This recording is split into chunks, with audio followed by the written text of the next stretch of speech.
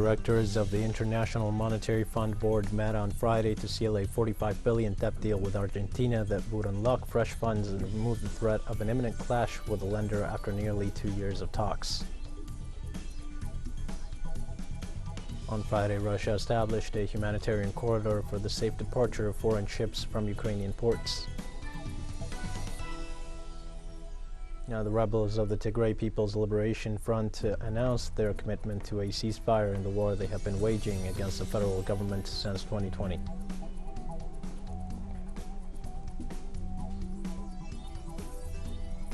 Hi, this is From the South. I am your news anchor, Dio Martin. From the TeleSUR studios in Havana, we begin with the news. Directors of the International Monetary Fund Board met on Friday to seal a $45 billion debt deal with Argentina that would unlock fresh funds and remove the threat of an imminent clash with the lender after nearly 2 years of talks. Once the IMF board gives the green light, as it is widely expected to do, the country is due to receive $9.8 billion in funds. Additional amounts will be dispersed subject to quarterly reviews by the organization's staff, and debt payments to the IMF falling due this year and next will be postponed until 2026.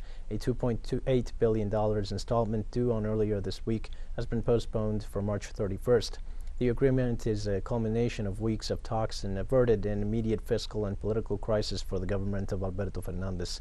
It also rectified the embarrassing failure of the IMF's biggest bailout as it tried to help emerging market economies rebuild post-pandemic.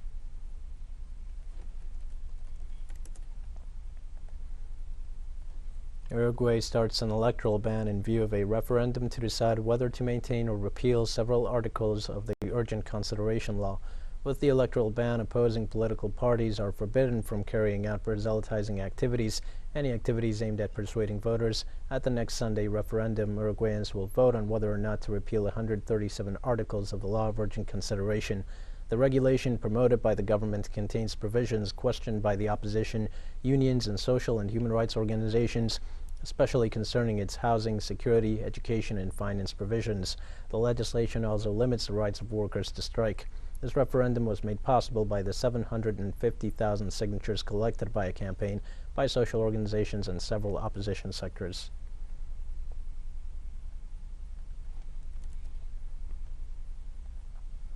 Now, with information from South America, the president of Venezuela, Nicolas Maduro, announced that on-site classes will resume next week at all educational levels. After more than a year of distance learning or online education as one of the measures taken to control COVID-19 in the Bolivarian nation, the head of state surprised all those present, many of them school children, with his announcement of a new program to control the spread of the virus. During a meeting with authorities from the educational sector, the president highlighted the progress made in the immunization process against the coronavirus, which allowed to take the necessary measures to resume on-site classes. Maduro asked student organizations, union leaders, and teachers to join efforts to recover academic spaces. Maduro also, on behalf of the government, made a commitment to allocate resources for this purpose.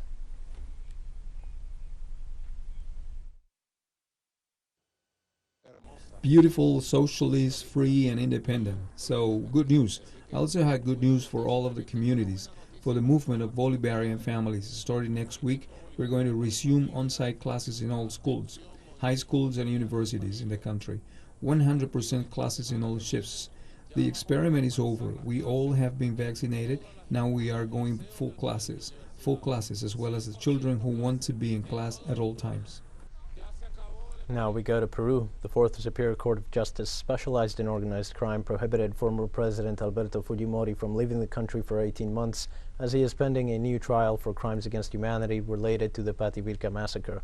The measure was requested by the prosecution given Fujimori's flight risk once he was released by the Constitutional Court after reinstating the pardon previously annulled in 2018 by the Supreme Court. The ruling of the Fourth Criminal Court also establishes the 18-month period is extendable, in addition to other mobility restrictions for the former president.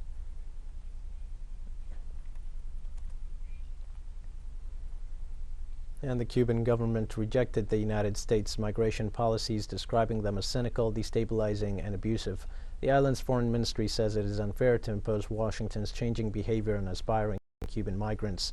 The General Director of Consular Affairs and Cubans Living Abroad, Ernesto Soberon Guzman, assured that the new measures adopted by the United States concerning the migratory cats and jammers specifically designed for Cuban citizens represent a unilateral and unjustified failure of the United States to comply with the bilateral agreements on migration and the Cuban Adjustment Law.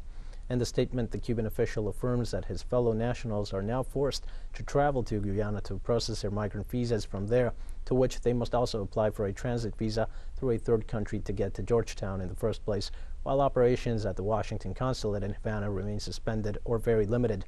Thus, Cuban citizens incur heavy additional expenses. Soberón states that this is one of the reasons why the flow of irregular Cuban migrants has grown exponentially.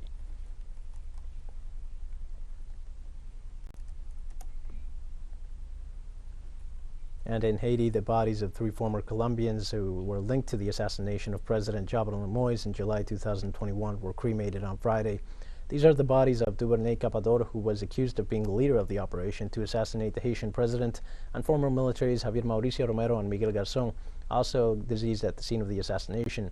The decision to cremate them was made with the consent of the relatives of the deceased, who since last January had expressed their desire for cremation after the difficulties they experienced in repatriating the bodies to Colombia. However, it was not until this week that the Haitian government and authorities officially began the process for cremation.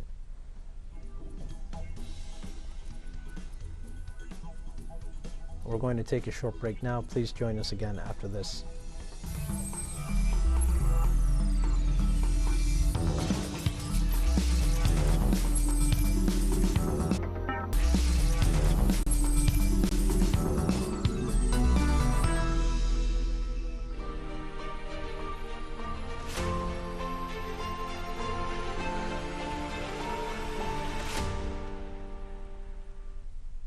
Hi, and welcome back to From the South. On Friday, Russia established a humanitarian corridor for the safe departure of foreign ships from Ukrainian ports. According to the Ministry of Defense, 67 foreign ships from 15 nations that are still blocked in the ports of Ukraine will have safe passage. The humanitarian corridor will have a length of 80 nautical miles to the southwest, while in width it will cover a distance of 3 miles and will be open for traffic starting Friday. Regarding this, the head of the National Center of Defense Management of Russia, Colonel General Mikhail Misintsev, detailed that under no circumstances his country threatens the sovereignty of the civil navigation.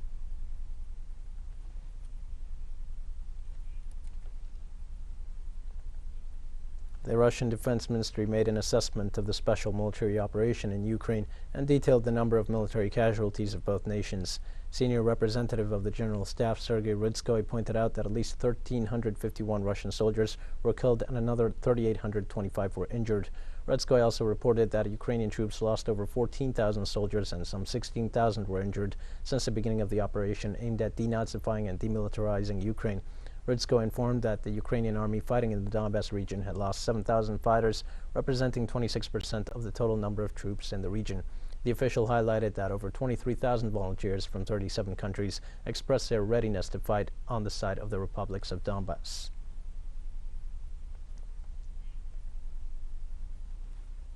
The Russian army said it destroyed the largest remaining military fuel storage site in Ukraine, hitting it with a Caliber sea-based cruise missiles. Caliber high-precision sea-based cruise missiles attack a fuel base in the village of Kalinovka, near Kiev, the largest of the remaining fuel bases of the armed forces of Ukraine, from which fuel was supplied to military units in the central part of the country, was destroyed. Russia is facing a total war declared by the West, Foreign Minister Sergei Lavrov said on Friday, while indicating that despite the Western powers' alleged respect for sovereignty, they impose their own views of events on the world community. Today, a real hybrid war, total war, was declared on us. This term, which was used by Nazi Germany, is now used by many European politicians when they talk about what they want to do with the Russian Federation. And the goals are not hidden. They are declared publicly to destroy, break, annihilate, strangle the Russian economy and Russia on the whole. When we see this lawlessness of sanctions, of course, it is clear that all these values that our Western colleagues constantly preach to us, meaning freedom of expression, market economy, the inviolability of private property, the presumption of innocence, all these values are worthless. As soon as the West needs to do something concrete to Russia, they easily discard these values. Despite Western efforts to condemn Russia's special military operation and isolate the country and its influence from the international arena, stated Lavrov, for, as the top diplomat put it, the Federation will not be isolated and has already received support from world leaders and activists. The vast majority of countries have not joined and will not join. I am convinced. The games that the West is playing with its so-called sanctions policy, and the vast majority of world countries are interested in developing equal interstate cooperation based on the key principles that are laid down in the UN Charter. First of all, the principle of the sovereign equality of states. The West rudely tramples on it and imposes its superiority on everyone. President Vladimir Putin slammed the West for discriminating Russian culture, saying it is like the ceremonial burning of books by Nazi supporters in the 1930s. Today they are trying to cancel a 1,000-year-old country, to cancel our people. I'm talking about the progressive discrimination of everything connected with Russia, about this trend that is unfolding in a number of Western states. Tchaikovsky, Shostakovich, Rachmaninoff are excluded from concert posters. This is how Russian writers and their books are banned. The last time such a mass campaign to destroy unwanted literature was carried out, it was by the Nazis in Germany almost 90 years ago. The mayor of the Ukrainian city of Kupiansk in the province of Kharkiv, Gennady Matsukora, said Thursday that his daughter's safety is at risk after he received threats of violence against her from the Ukrainian Security Service. The mayor addressed the president of Ukraine, Volodymyr Zelensky, holding him accountable for the safety of his daughter, Daria Matsukora, who was arrested 3 days ago in the Ivano-Frankivsk province after the Russian military took control of the city. According to the mayor's statements, the Ukrainian Security Service had already promised him that his daughter would be released, but the situation took a turn for the worse when the family claimed to have received threats of violence against them. Kupiansk City Council Deputy Valentina Kovaleva also reported that her daughter and 2 grandchildren were allegedly detained by members of the Security Service of Ukraine.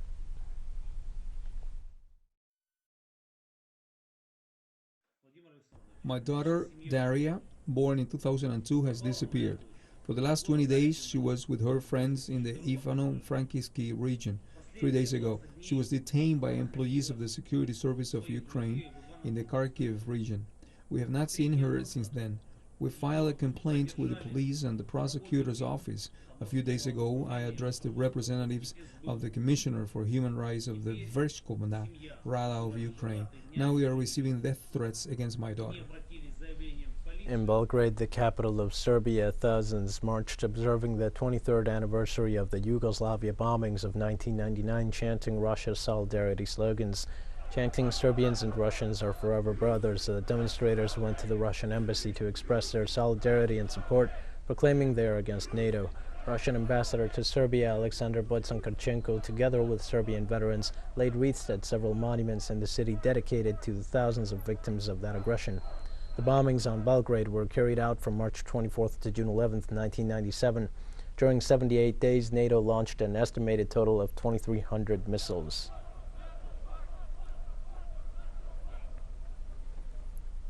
And Russian Finance Minister Anton Sulyanov announced a few hours ago that the central bank imposed restrictions on the movement of funds to hostile countries in the amount of around $300 billion.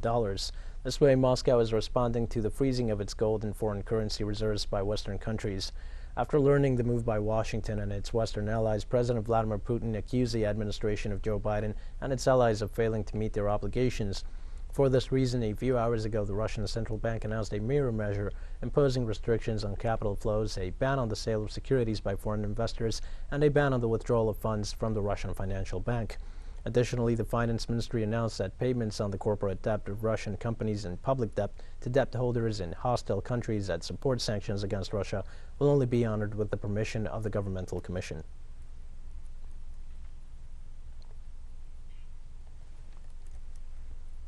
The European Union is reviewing the impact of the sanctions imposed against Moscow since they are causing damage outside Russian territory, and European citizens are mobilizing massively because they are bearing the brunt of measures that many analysts believe were taken under pressure from Washington and encouraged by the Russophobic feeling that prevails in the European bloc.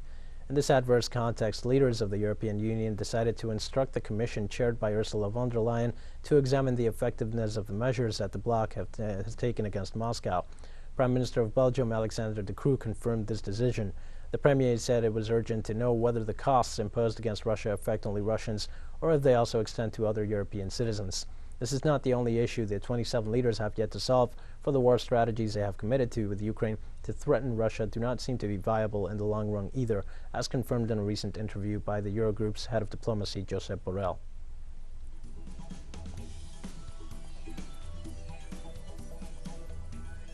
We have more news coming up after a final short break. Please stay with us.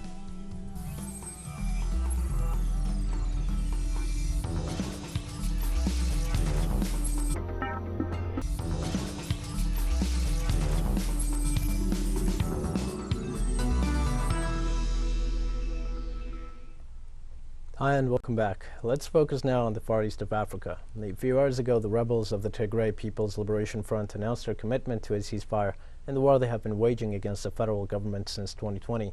The announcement comes just hours after the Ethiopian government declared an indefinite humanitarian truce with immediate effect on the armed conflict. The situation in the north of the country has been described by United Nations agencies and other humanitarian coalitions as extremely alarming. The statement issued by the leadership of the rebel front said it was accepting the truce as they understand that the circumstances allow and demand it, so that Tigray can receive urgent humanitarian attention on the ground and within a reasonable period of time.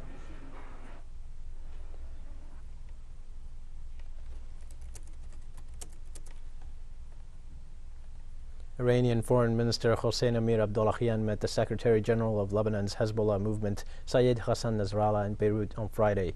At the meeting, the two sides exchanged their views on a number of issues and reviewed the latest development in Lebanon and the region. Iranian ambassador to Beirut, Mohammad Jalal Fourzina, also attended the meeting as he is accompanying Amir-Abdollahian in this visit.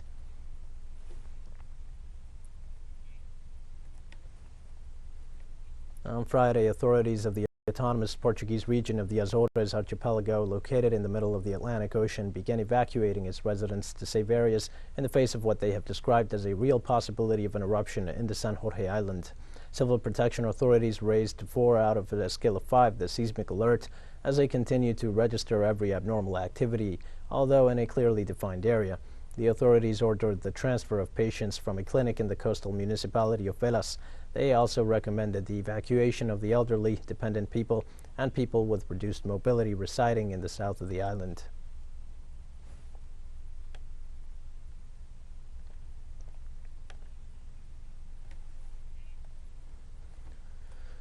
Although the Spanish government announced early Friday morning that after a 12-hour meeting they had reached an agreement with the truckers, the National Platform for the Defense of Transport, the organizers of the strikes that began March 14th, staged a demonstration in front of the headquarters of the Transport Ministry in the capital, Madrid, this morning. The demonstrators are demanding the resignation of Transport Minister Raquel Rodríguez Sánchez for her management of the crisis. The leader of the truckers' organization, which represents 85% of the country's truckers, claimed to have never seated down with the government to negotiate. Those who did were the members of the Highway Transport National Committee, the only valid party acknowledged by the administration of Pedro Sánchez, with whom Madrid agreed on a 20-cent price reduction per liter of fuel until June 30th. A few hours ago, the transport minister urged for a halt of what she addressed as hostile actions from the truckers. By hostile actions, she referred to their expression of inconformity with their current situation.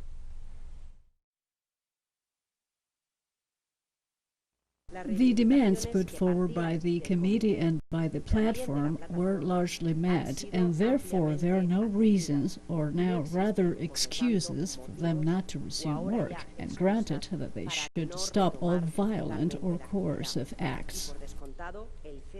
5 days after the crash of a passenger jet in mountainous southern China, the disaster's cause remains a mystery, while the search for the plane's second black box continues.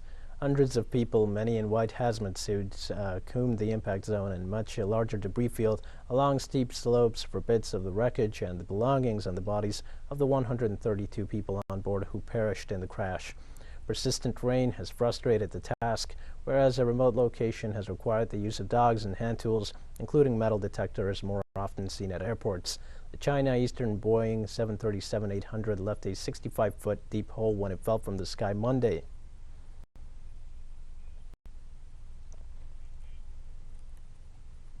And the Chinese mainland on Thursday reported 1,301 locally transmitted COVID-19 cases, down from 2010 on Wednesday. China on Friday reported over 1,000 cases of the coronavirus only in the northeastern province of Jilin, as the country is battling its worst outbreak in 2 years. Earlier this month, health authorities reported 2 COVID-19 deaths, the first since January 2021. The deaths were both in Jilin province. The city of Jilin continues mass testing of its residents.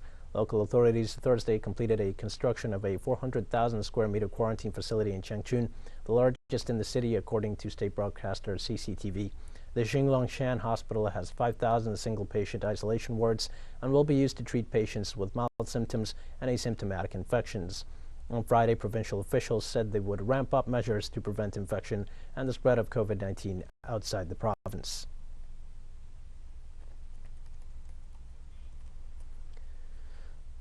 And North Korea confirmed that it tested a new powerful type of intercontinental ballistic missile, marking an end to a self-imposed moratorium on long-range testing in place since 2017 and drawing international condemnation. According to state media, the weapon was launched from Pyongyang International Airport and traveled up to a maximum altitude of more than 6,000 kilometers during a 67-minute flight before falling into the Sea of Japan. Analysts said the Hwasong-17 is the largest liquid-fueled missile ever launched by any country from a road mobile launcher. President Kim ordered the test because of the escalating military tension in and around the Korean peninsula, this is what he claimed, as well as the inevitability of the long-standing confrontation with the United States.